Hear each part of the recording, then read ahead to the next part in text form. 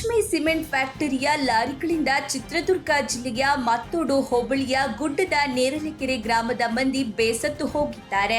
ಈ ಲಾರಿಗಳ ಓಡಾಟಕ್ಕೆ ಬೇರೆ ರಸ್ತೆಯನ್ನ ನೀಡಲಾಗಿದೆ. ಆದರೆ ಅವರು ಬದಲಿ ರಸ್ತೆಯನ್ನ ಬಳಸದೆ ಗ್ರಾಮದ ರಸ್ತೆಯನ್ನ ಬಳಸಿ ಸಂಪೂರ್ಣ ಹಾಳು ಮಾಡುತ್ತಿದ್ದಾರೆ.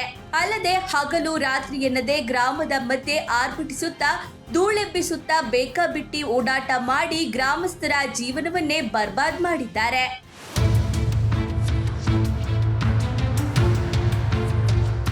ರಸ್ತೆ ಹಾಳು ಮಾಡಿರುವ ಬಗ್ಗೆ ಶ್ರೀರಾಂಪುರ ಠಾಣೆಗೆ ದೂರು ನೀಡಲಾಗಿದೆ. ಆದರೆ ಪೊಲೀಸರು ಸ್ಥಳವನ್ನ ಪರಿಶೀಲನೆ ಮಾಡದೆ ದೂರನ್ನ ಮುಕ್ತಾಯ ಮಾಡಿದ್ದಾರೆ.